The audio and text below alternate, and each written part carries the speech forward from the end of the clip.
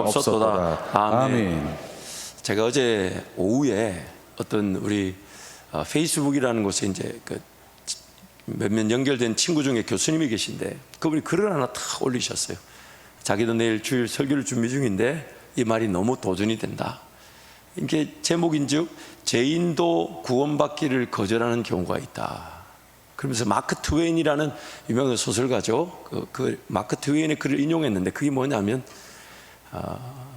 설교자가 20분 이상 설교할 때 죄인들도 구원받기를 거절한다. 이렇게.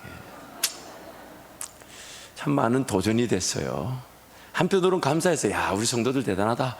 45분 50분 설교를 그냥 5분 지나가는 것처럼 들어주시니까 성가대 찬양대 더 복이 있을지어다.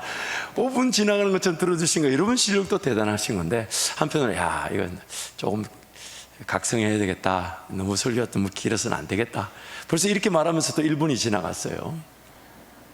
그러나 여러분 마크 트웨인이 여기서 설교를 안 해봐서 그래요. 여러분 놓고 설교를 해봐야 돼. 왜냐하면 저는 설교를 준비하고 쭉 이렇게 읽어가면요 5분 만에 지나가는데 어떻게 여기만 서면 그 5분이 50분이 돼버려요. 참 여러분 능력입니다. 이 제 능력이 아니에요. 여러분의 그런 목이 뻣뻣함과 강팍함이 분명한 능력이 가지고 있어요. 그러나 여러분 잊지 마세요. 저를 위해서 기도해 주시고 또한 이렇게 말씀을 들으러 온 자리에서 더 말씀을 사모하시고 더 말씀을 기대하십시오. 하나님께서 시간도 좀 줄여주시겠지만은 더 행복한 시간이 되게 하실 것입니다. 미국의 오레곤 주라는 그 주의 동물원에서 그 수달이라 그러죠. 수달이 자기 새끼를 이렇게 훈련하는 그 영상을 이렇게 한 1분 정도로 찍은 게 있습니다. 한번 보시고 말씀을 이어가겠습니다.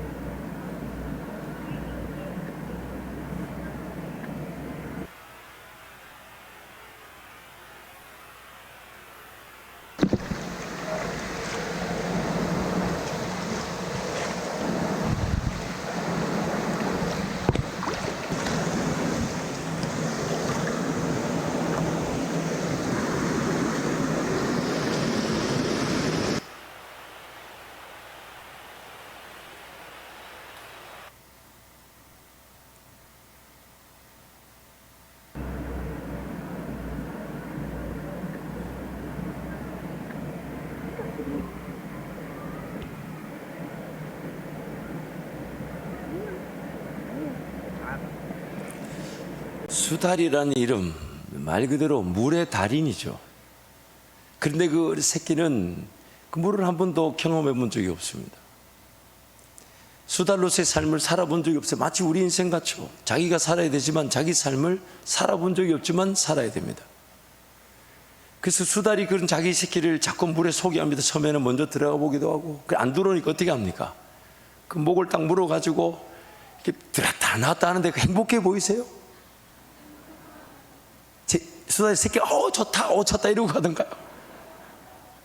예전에 제 어릴 적에 저희 아버님이 저를 수영을 가르친다고 물을 약간 겁을 주려고 했는지 모르겠는데 어쨌든 이렇게 하고 이렇게 들었다 물 쪽으로 한번 했다가 이렇게 돌아와야 되는데 하다 저를 놓치셔가지고 떨어졌던 기억이 있습니다. 그래서 제가 수영은 굉장히 잘하는 편인데 물을 굉장히 무서워하는데 벌써 자기 새끼를 어떻게든 길러내고자 하는 그 어미 수달의 마음, 그냥 그 안전한 보금자리에 계속 둬서는 안 되기 때문에 어떻게 해서든 그 자기 새끼가 물의 달인처럼, 왜요? 그 물에 들어가야 수달이 수달처럼 살 수가 있습니다. 여러분 아시는 대로 수달은요 물고기만큼 빠르다 그래요. 그래서 그게 헤집고 다니면서 그 물 안에 완전히 자기 세상인 거예요. 그런데 그 태어난 그 수달은 그 물을 모릅니다. 그러나 물을 배워야 되고 수영하는 법을 배워야 되고 물의 달인처럼 살아가는 법을 배워야 되는데 어미는 그걸 내버려 둘 수 없으니까 끌고 들어가고, 도망가니까 꼬리를 물고 끌고 와가지고 다시 모가지 물고 또 들어가고 또 들어가고. 그랬더니 나중에 그 수달이 어미들을 따라가 수영도 하면서 나중에는 어미가 없이도 수영하는 물의 달인처럼 살아가게 되는 것이죠. 저와 여러분은 어떨까요?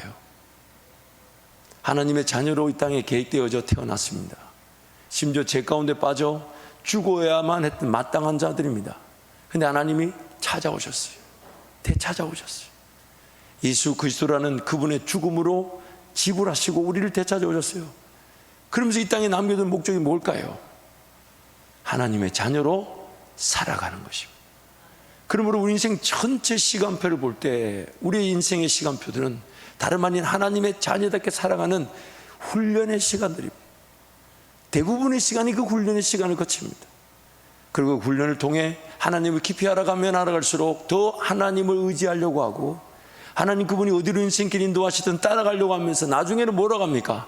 하나님 저 길을 나를 보내주시고 이쪽으로 가자고요. 하나님 이쪽 어떻습니까? 저쪽 어떻습니까? 하며 하나님 나라와 영광을 위해 길을 걸어갈 줄 아는 그 백성으로 살아가는 과정, 그것이 우리 인생이라는 것이죠. 그래서 하나님은 수달이 자기 새끼를 교육하듯 훈육하듯 우리를 훈육하시는데, 오늘 본문 말씀 보면 그 훈육법에 대해서 이렇게 이야기합니다. 독수리 새끼 훈련법. 독수리가 새끼를 훈련하는 법을 우리에게 적용하신다는 거예요. 그래서 11절 12절 말씀 같이 한번 선포합니다. 마치 독수리가 자기의 보금자리를 어지럽게 하며 자기의 새끼 위에 너풀거리며 그의 날개를 펴서 새끼를 받으며 그의 날개 위에 그것을 엎는 것 같이 여호와께서 홀로 그를 인도하셨고 그와 함께한 다른 신이 없었도다. 그래서 첫 번째로 하나님께서는 독수리가 자기 새끼를 품듯 자기 백성들을 품어서 구원하십니다. 건져내십니다. 그래서 오늘 10절 말씀 한 번 더 선포합니다. 여호와께서 그를 황무지에서 짐승이 부르짖는 광야에서 만나시고 호위하시며 보호하시며 자기의 눈동자같이 지키셨도다. 그래서 출애굽기 19장 4절 말씀에 이렇게 말씀하는 거 함께 선포합니다. 내가 애굽 사람에게 어떻게 행하였음과 내가 어떻게 독수리 날개로 너희를 업어 내게로 인도하였음을 너희가 보았느니라. 가만히 내버려 뒀으면 그 세상살이에, 즉 그 애굽이란 그 이집트란 나라의 평생의 노예로 살고 말았을 겁니다. 평생 노예살이, 종살이에 갇히고 말았을 거예요. 근데 하나님이 하나님의 자녀로 원래 예정하시고 계획하셔서 포기하지 못하시기 때문에 건져 나오실 때에 마치 어떻게 하셨냐? 독수리 날개 위에 자기 새끼를 업은 것처럼 그렇게 우리를 건져내셨다는 거예요. 그래서 두 번째, 독수리는 자기 새끼가 안전한 보금자리에만 머물도록 내버려 두지 않습니다. 왜냐하면 창공을 날기 위해서입니다. 자기 등 위에 새끼를 업어 구원의 기회 또한 그 보금자리로 인도하지만 독수리를 그 자기 새끼를 보금자리 안에만 머물도록 내버려 두지 않습니다. 여러분도 잘 알다시피 독수리는 높은 곳에다 자기 집을 짓습니다. 큰 나무 위에나 혹은 절벽 위에다가 끝에다가 또 벼랑 끝에다가 적들이 침범이 없는 곳에다가, 그래서 굵은 가지들을 틀을 만들고 그 안에다 잔잔한 가지들을 놓고 또 그 위에다가 동물의 가죽이나 혹은 새의 깃털들을 깔고 그 자기 새끼들이 잘 자랄 수 있도록, 그래서 그들을 먹이고 그들을 보호하고 그들을 지키지만 어느 정도 새끼가 크고 나면 그 새끼를 그 자리에 보금자리에 가만히 두질 않는다는 거예요. 가만히 두질 않고 기어이 그 보금자리를 벗어나 창공을 아는 자로 살게 한다는 것입니다. 그래서 오늘 본문 11절 말씀에 이렇게 얘기하는 거예요. 마치 독수리가 자기의 보금자리를 어떻게 한다고요? 어지럽힌다. 이게 무슨 말이냐면, 이제 새끼 독수리가 날 때가 됐는데, 다 컸는데, 근데 이 새끼들이 날 마음이 없는 거예요. 계속 보금자리 그 따뜻하고 좋은 데 앉아가지고 입만 벌리고 짝짝짝짝거리면 엄마가 먹이를 먹여주는 그것만 먹으려니까 엄마 입장에서는 도저히, 이 어미 독수리 입장에서는 그럴 수 없는 거예요. 그래서 독수리 그 자기 보금자리를 어지럽히기 시작합니다. 편안하게 만든 깃털이나 동물의 가죽 이런 거 싹 제거해버립니다. 부드럽게 만드는 것들을, 편안하게 만드는 모든 가지들 다 없애버립니다. 심지어 찌르는 가시나무 같은 걸 갖다 놓기도 한답니다. 자기 새끼들이 어떻게든 불편해서, 그래서 그 새끼들이 그 보금자리에 계속 있고자 하는 마음이 없다. 왜? 날라야 하니까.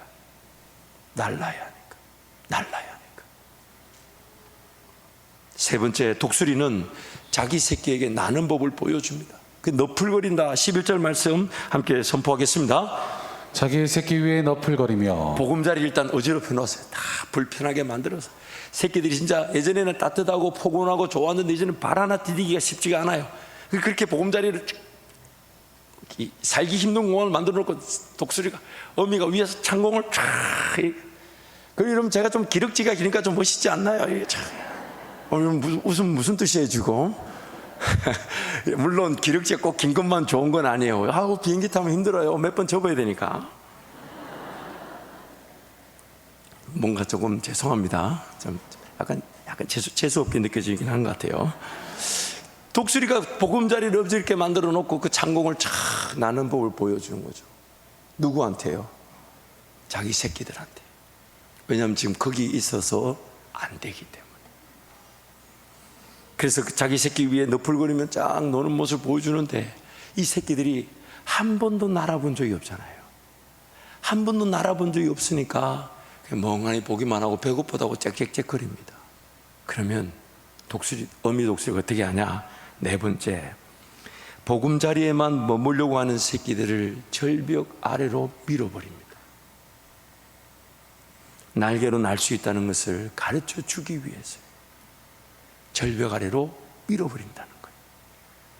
그래서 제가 영상들을 준비했지만 좀 시간 아끼려고 말로 하자면 자기 부리로 그 새끼들을 쭉쭉쭉 밀어버립니다. 그리고 절벽 아래로 떨어지게 합니다. 그럼 그 독수리들이 새끼들이 한 번도 날아본 적이 없는 이 새끼들이 떨어지면서 그제서야 바닥바닥 거리는 거예요. 바닥바닥. 그제서야 그 날개가 어떤 역할을 하는지를 아는 거예요. 그제서야 그 어머니가 자기 어미가 그 위를 빙빙빙 너풀거리며 그렇게 창공을 나는 그것이 자기에게도 동일한 것임을 그제서야 깨닫기 시작한다는 거예요. 그리고 다섯 번째, 독수리는 떨어지면서 그때야 자신이 날 수 있다는 걸 발견하게 되는데요. 중요한 게 새끼를 밀어놓고 그 새끼가 떨어질 때 바닥바닥바닥 거리면요, 어미가 위에서 딱 지켜보고 있어요. 딱 지켜보고 있다가 그 새끼 실력으로 날 수 없을 것 같으면요, 쏜살같이 내려와가지고 그 새끼를 탁 업어줍니다. 그리고 다시 절벽 위로 데리고 와서 거기에 다시 놓습니다. 그리고 다시 또 밉니다. 아니 못하면 다시 해야지. 그럼 아이고 보금자리에서 계속 살아갈 수는 없잖아요. 그 다시 또 미는 거, 뿌리로 이렇게 밀어가지고 그 떨어져 타타타타타타 하고 그 또 못 날면 또 어미가 땅에 떨어지기 직전에 싹 와가지고 샥 하면 다 업어가지고 싹 올라가지고 또 올려놓고 또 밉니다. 왜냐하면 날아야 하기 때문에 그 보금자리 안에서 그냥 먹고 마시고 입는 문제 해결하며 살 인생이 아니기 때문에. 그래서 11절 12절이 이렇게 말하는 거예요. 한 번 더 선포합니다. 마치 독수리가 자기의 보금자리를 어지럽게 하며 자기의 새끼 위에 너풀거리며 그의 날개를 펴서 새끼를 받으며 그의 날개 위에 그것을 엎는 것 같이 여호와께서 홀로 그를 인도하셨고 그와 함께한 다른 신이 없었도다. 자기 날개를 펴서 새끼를 받고 그 날개 위에 그 새끼를 엎는 것처럼 그렇게 그 새끼 독수리들을 길러낸다는 것이죠. 마치 수달이 수영할 줄 몰라가지고 목에 물고 기어이 들어갔더니 기어이 수영하게 되는 것처럼 그 독수리 새끼들이 떨어지다가 기어이 그 날개로 창공을 나는 그 자기 삶을 살아가는 멋진 인생으로 펼쳐지게 된다는 것입니다.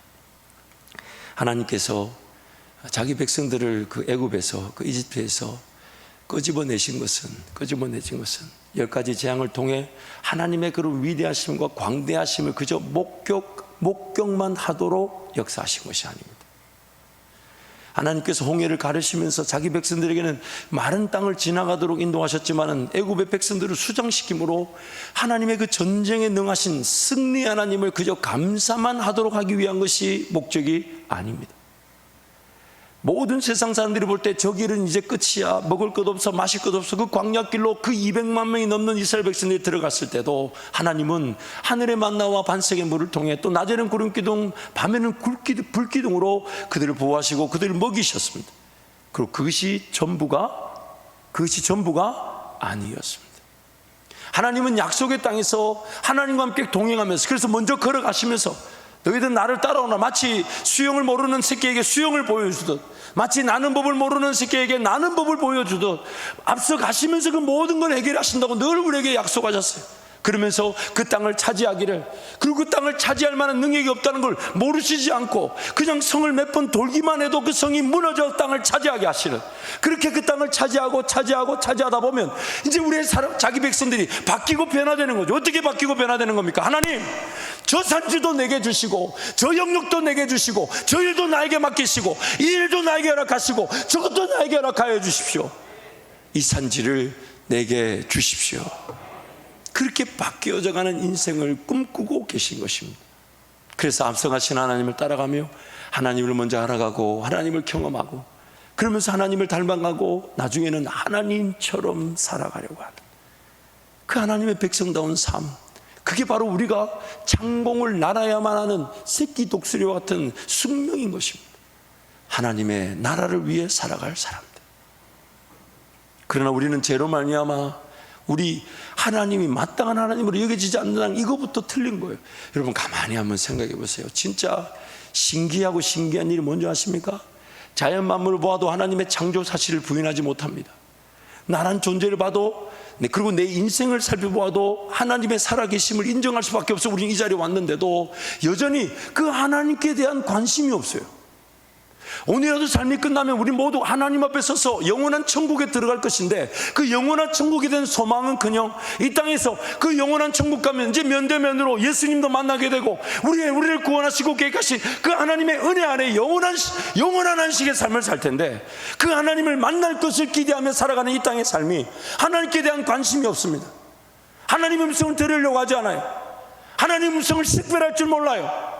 그러면서 그냥 터벅터벅 살아가는 게 우리의 삶일 수 있다는 게 너무 신기하지 않습니까? 너무 안타깝지 않습니까? 너무 답답하지 않습니까? 정말 지금 힘들어야 되는 게 뭘까요?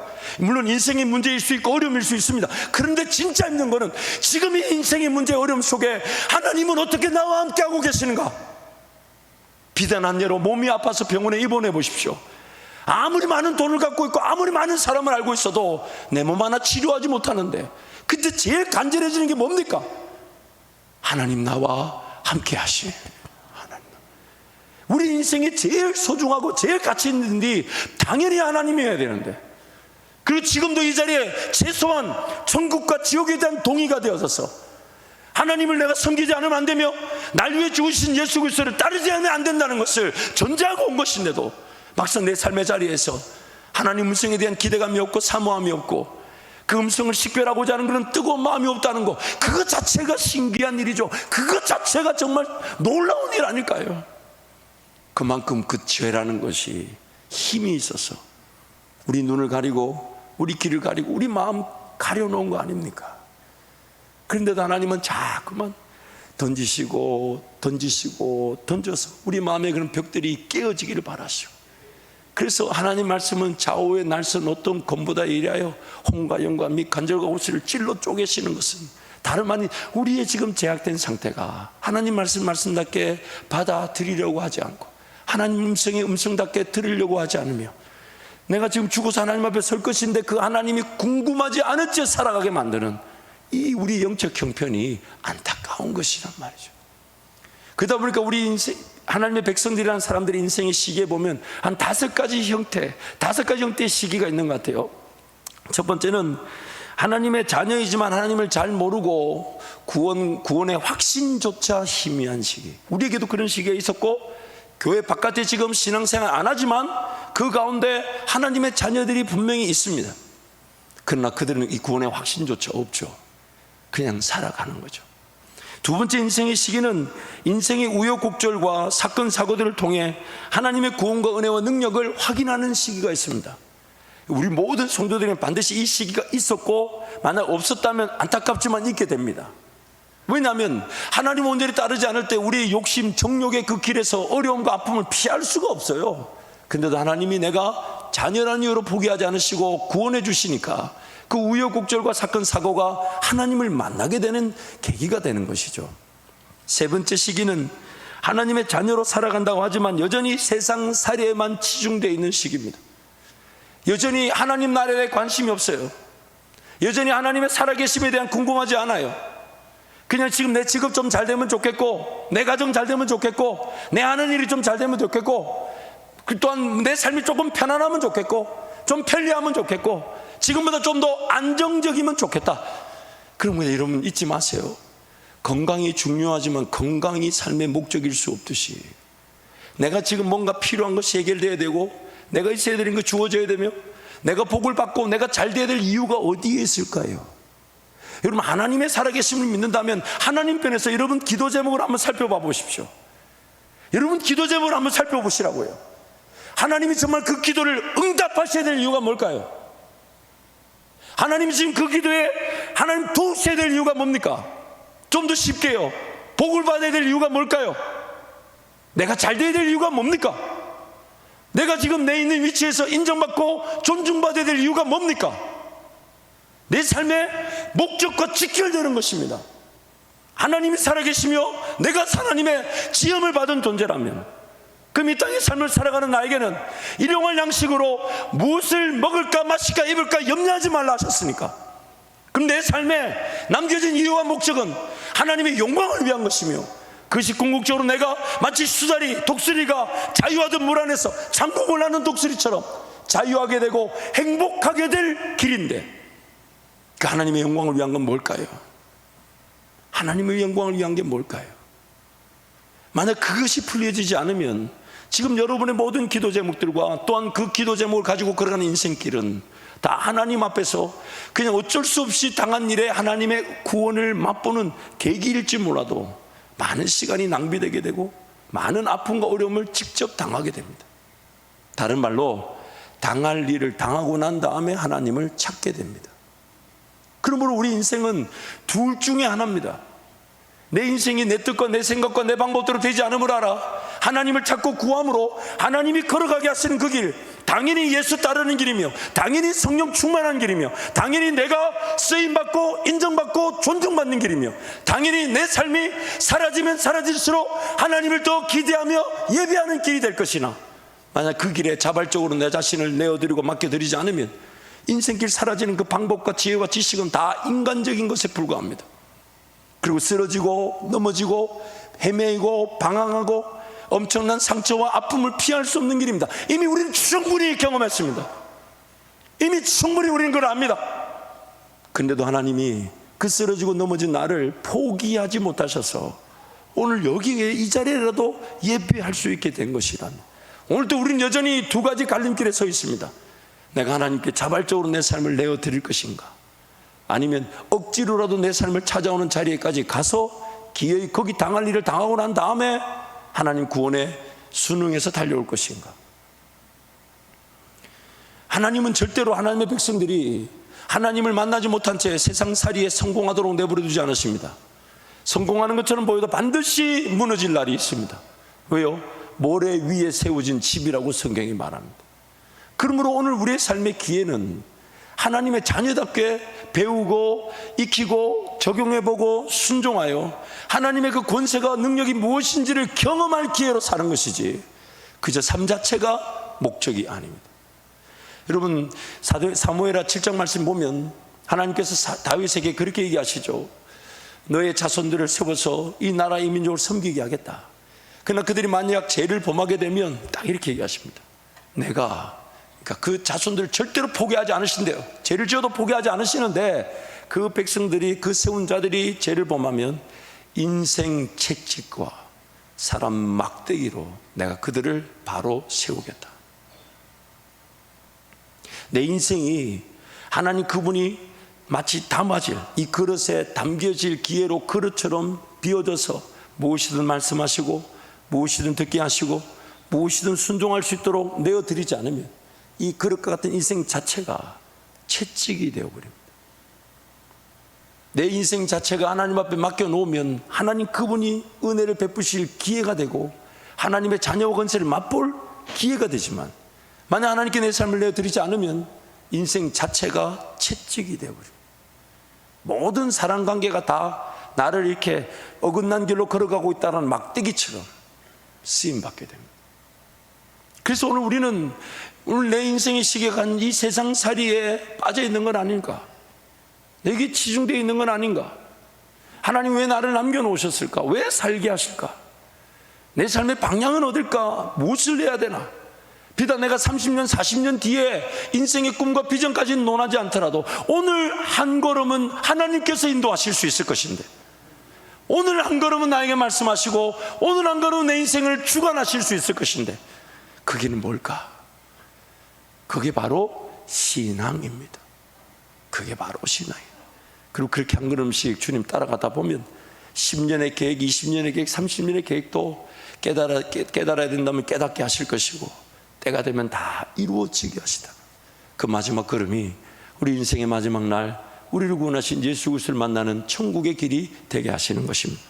네 번째 인생의 시기는 하나님 나라와 영광을 위해 산다고 하지만 자신의 인간적 실력과 능력으로 사는 시기. 간단하게 얘기하면 이런 거예요. 목사님 옛날에 저분요 엄청나게 교회에서 열심히 섬기셨어요. 엄청 헌신하셨어요.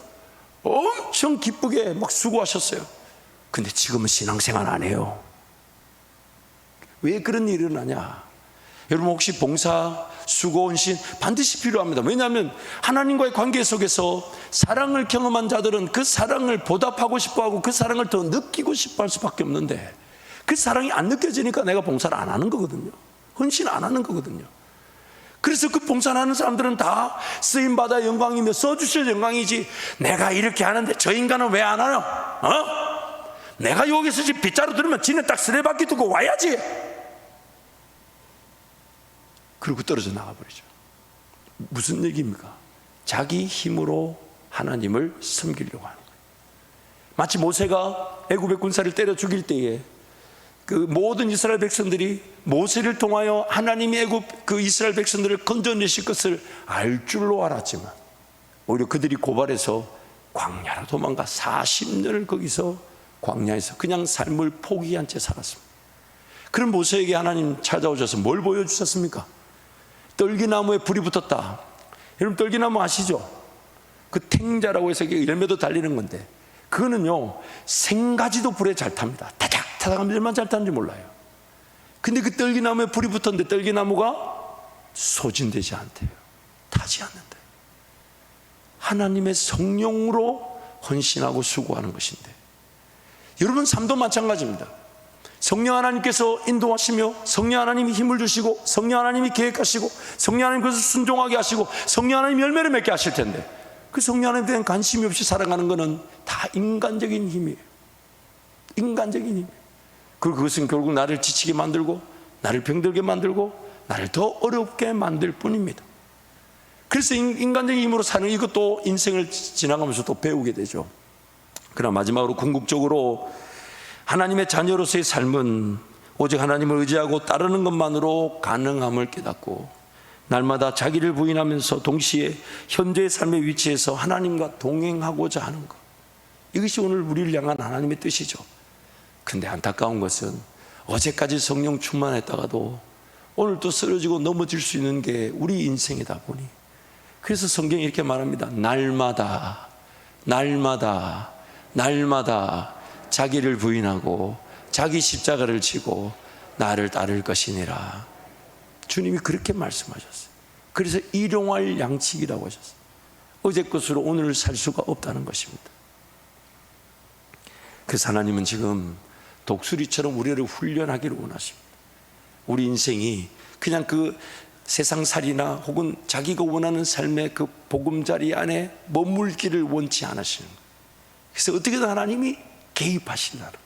그런데 하나님이 강제로 안 하시는 것은 어떻게든 그래도 자발적으로 좀 사랑의 관계가 되고 인격적 그런 하나님을 추앙하고 바라고 기대하고 전부라고 고백할 줄 알 때까지 기다려 주시다 보니까 내 삶이 그냥 그렇게 또 세상살이에 파묻혀 살아갈 때가 있다는 거예요. 그래서 오늘 이 설교를 듣고 여러분 우리 절벽 안으로 한번 뛰어내려 보십시다. 이 아멘을 안 하니까 설교가 길어진다고 이 연사 얼마나 얘기하고 강조. 시편 119편 75절에 이런 말씀이 있어요. 우리 함께 선포하겠습니다. 여호와여, 내가 알거니와 주의 심판은 의로우시고 주께서 나를 괴롭게 하심은 성실하심 때문이이다. 나에게 일어나는 모든 일들은 다 하나님이 의로우셔서 그런 겁니다. 나에게 일어나는 모든 일은 다 하나님 의로우신 건데, 그런데 나를 괴롭게 하시는 것은 하나님이 성실하셔서 그렇답니다. 하던 일이 잘 안 돼요. 잘 될 줄 알았던 일들이 나만 들어가면 안 돼요. 여러분 잊지 마세요. 막 클릭 해가지고 주식 투자했는데 다른 사람들은 다 돈 벌었다, 나만 못 벌었다. 잊지 마세요. 나 때문에 그 사람들도 다 망한 겁니다. 누가 막으신 걸까요? 누가 막으신 걸까요? 왜 불편하십니까? 아니 물론 주식 자체를 제가 폄하하자는 건 아닙니다. 정말 건강한 기업을 위해 투자하고 그것을 먼 미래를 위해 정말 그 묻어두듯이 그렇게 장기 투자하는 그건 너무 귀한 일인데, 그 회사가 어떤 일 하는지 뭔 일 하는지 아무것도 모르지 그냥 오르겠지 내리겠지 하고 그 편승해가지고 막 동학개미니 서학개미니, 잊지 마세요. 여러분 때문에 동학개미라는 게 생겼고 여러분 때문에 서학개미라는 게 생겼다라고 말할 수 없습니다. 말하면서 저도 모르게.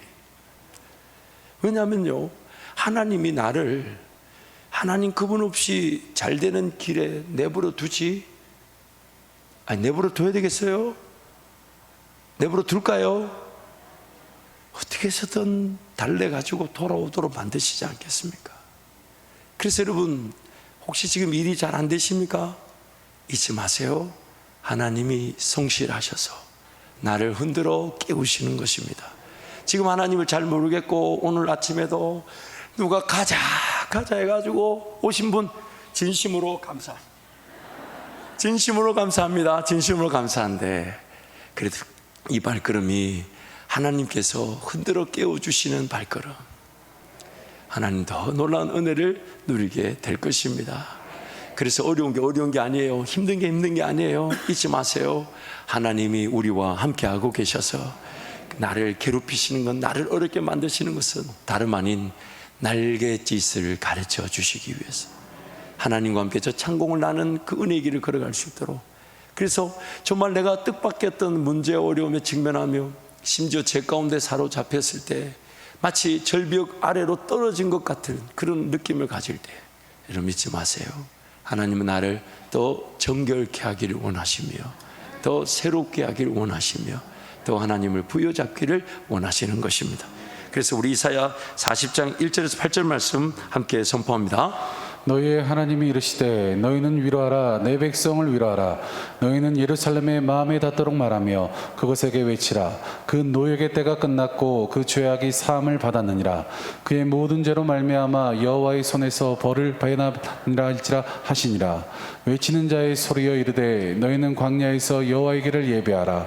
사막에서 우리 하나님의 대로를 평탄하게 하라. 골짜기마다 도두어지며 산마다 언덕마다 낮아지며 고르지 아니한 곳이 평탄하게 되며 험한 곳이 평지가 될 것이요, 여호와의 영광이 나타나고 모든 육체가 그것을 함께 보리라. 이는 여호와의 입이 말씀하셨느니라. 말하는 자의 소리여 이르되 외치라 대답하되 내가 무엇이라 외치리까 하니 이르되 모든 육체는 풀이요 그의 모든 아름다움은 들의 꽃과 같으니 푸른 마르고 꽃이 시듬은 여호와의 기운이 그 위에 붐이라. 이 백성은 실로 풀이로다.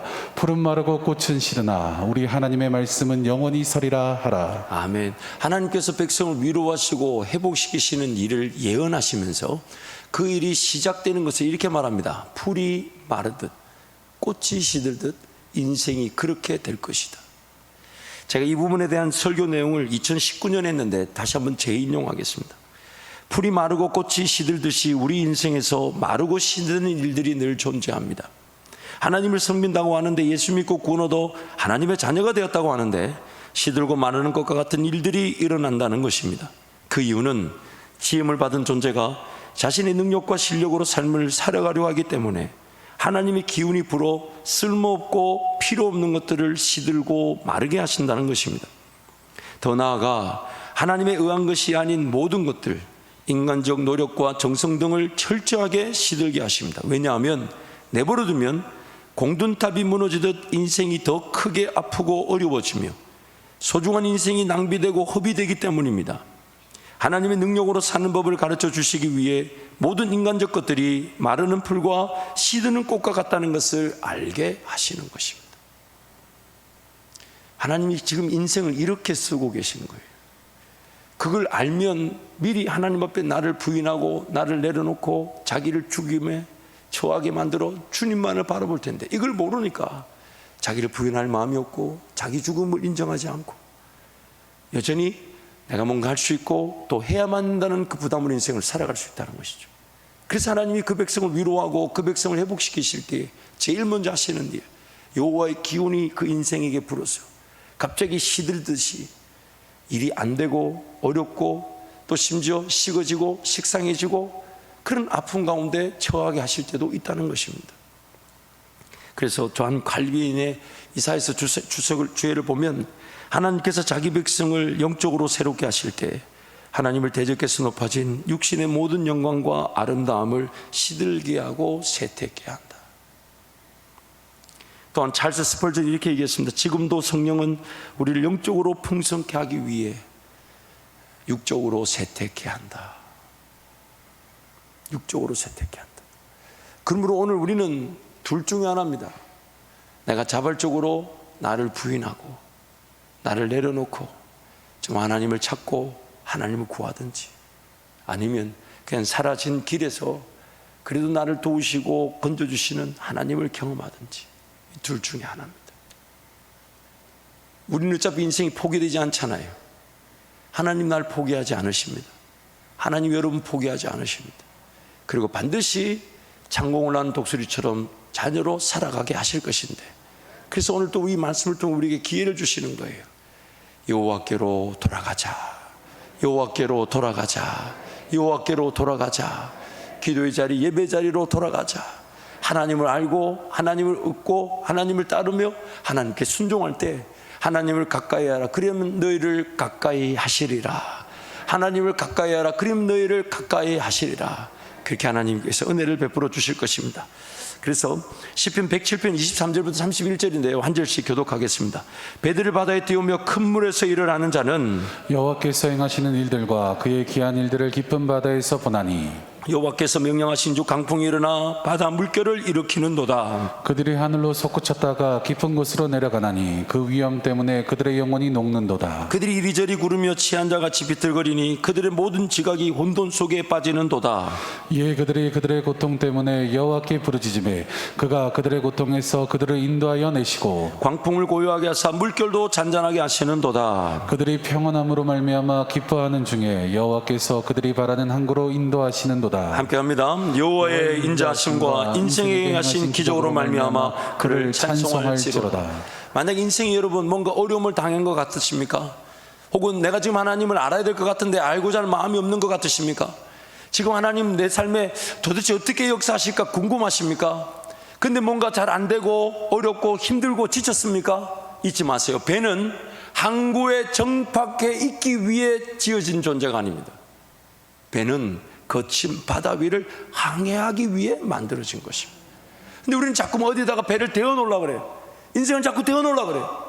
조금 편안하면 좋겠고 조금 편리하면 좋겠고 조금 안정적, 물론 그런 것도 은혜 가운데 있을 수 있겠지만 궁극적인 목적은 거친 바다를 항해하면서 선장 되신 예수 그리스도와 함께 그 거친 바다를 항해하면서 그 하나님의 은혜를 맛보는 자, 그것이 오늘 궁극적인 우리의 삶의 모습인 것입니다.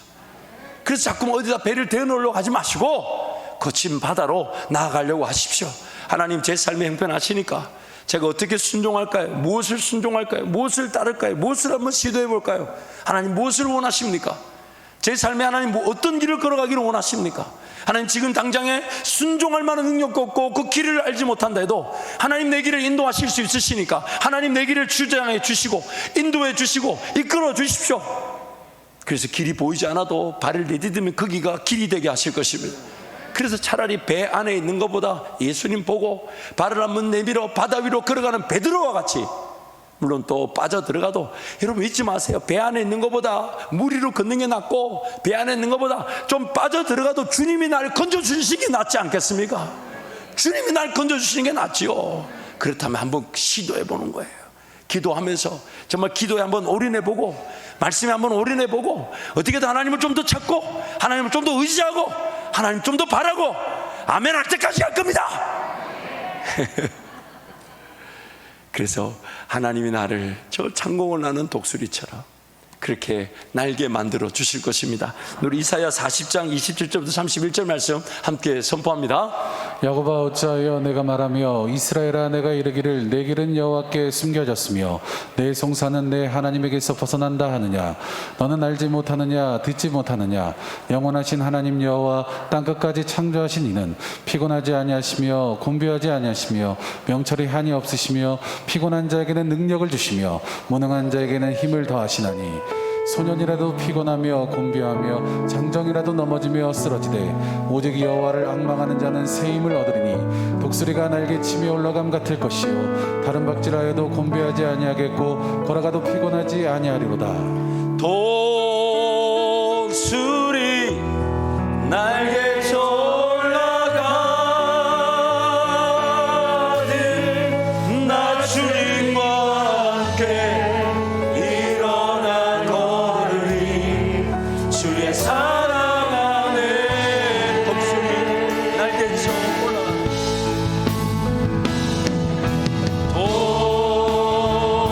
독수리 날개쳐 올라가는 나 주님과 함께 일어나 걸으리 주의 사랑 안에 주 사랑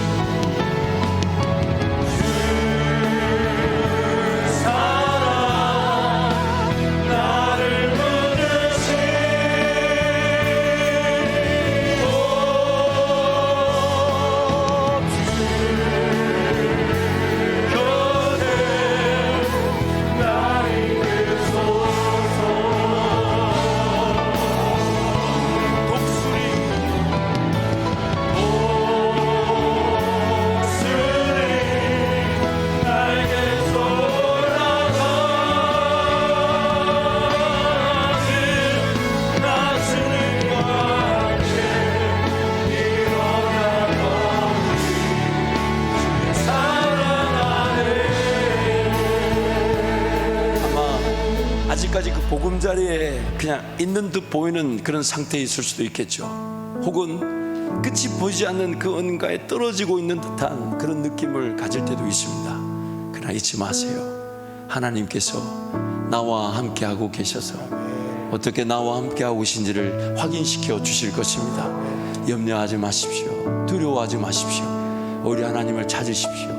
그 떨어지는 중에도 내가 하나님을 찾지 못할 수 있다는 것을 두려워하면서 하나님 내 기도가 살아나게 하여 주시고 나를 더 새롭게 하시기 위해 이렇게 허락되어지거나 허용되어진 인생길에서 우리 하나님의 은혜로 다시금 나는 법을 하나님과 함께 제 영원한 천국의 삶을 살아가는 우리의 삶이 되게 달라고 주님 세 번 잡고 함께 통성으로 기도합니다. 주여 주여